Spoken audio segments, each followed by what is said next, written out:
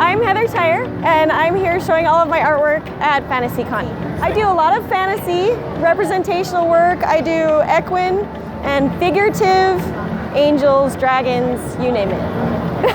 I like it all, I like it all.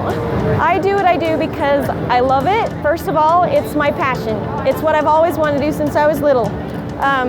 From the time I was 3 and my parents asked me what I wanted to grow up and be, it was, I'm going to grow up to be an artist, and they said, that's nice, sweetie.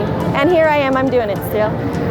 I also do it because I work out my own personal experiences through my art. That's how I express myself, and in so doing, I hope that I can communicate with other people through that medium. That's what I hope to do. So I do it for lots of reasons, and some of them are very selfish. I do it for my own enjoyment, but I really hope that other people can enjoy it as much as I do.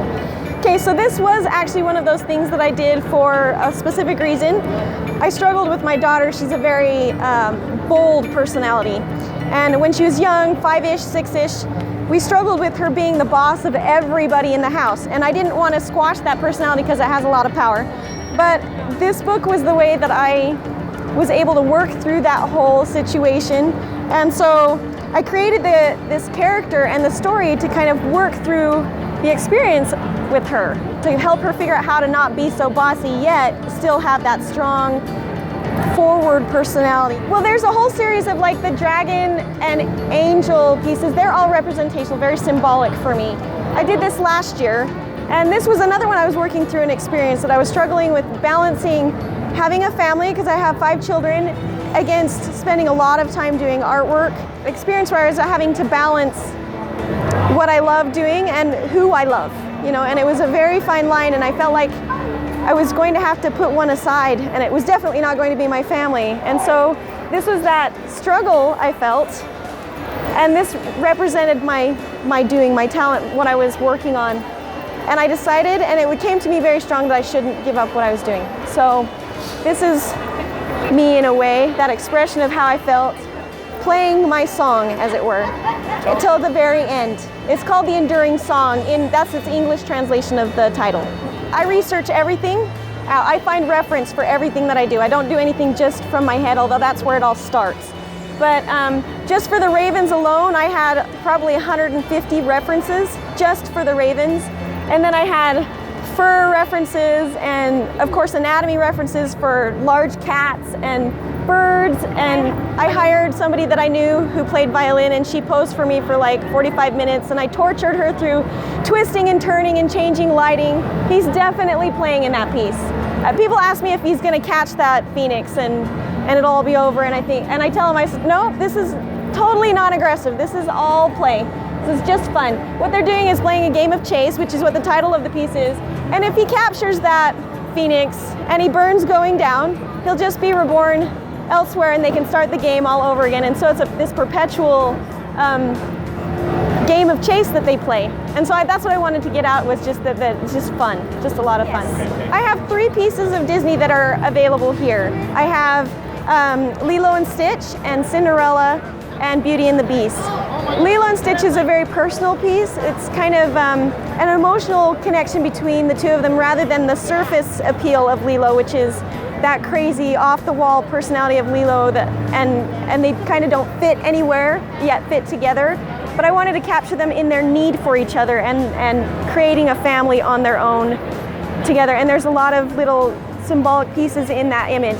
The flowers in Lilo and Stitch, in the movie, they represented that letting go, not necessarily letting go, but letting the sorrow go for losing their parents, and how the flowers went off into the wind. And here in this picture, what it is that window is their future, the open window, and yet their family's coming back.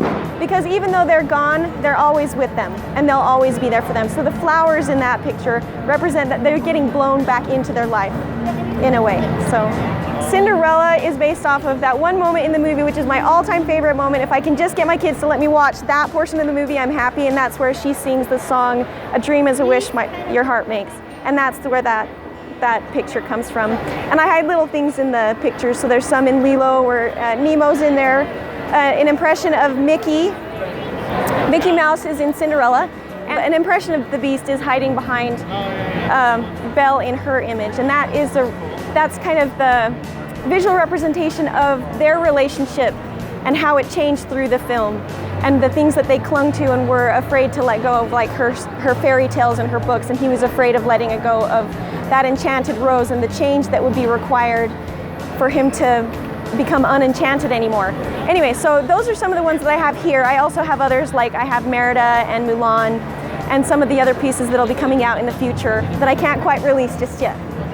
Okay, so this last piece that's the masterpiece that's in the Hall of Heroes is the final piece of 5 in the series of these angels and dragons together, and it's the culminating piece that represents that overcoming all the other pieces express the human conflict, a very personal human conflict, but this one is that overcoming everything and rising above them, receiving that final glory, as it were. You could say it's the eternal life in that painting, how you overcome all the evils and they become chained and fettered because they no longer have power over the figure that's in that image. Overall, that's what is that culminating, no longer having a conflict because you've risen above it.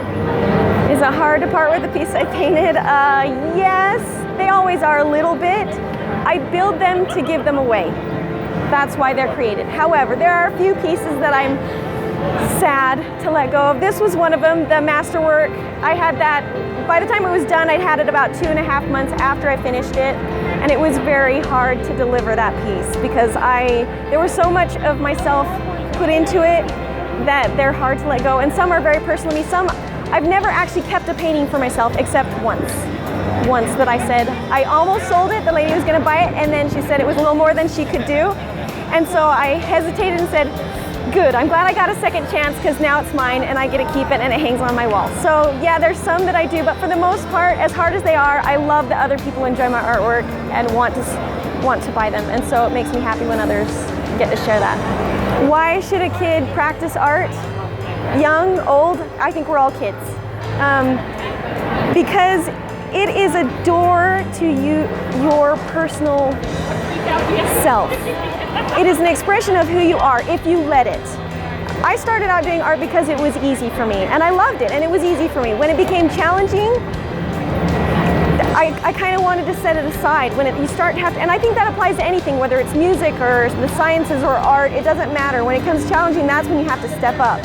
And with art, it's a little bit different because that expression is very personal. And if you let other people dictate what you should express, you'll never love it as much as you would if you just let yourself come out. And for me, art is an expression of my experience, of who I am, of my beliefs, of the feelings I'm having. And so to have kids do that at any age, whether they're 5 or 15 or 25 or 95, I don't care. If you express yourself in some way in art, there's no other way you can really get it out, at least for me anyway. And so it's liberating. Doing art is liberating.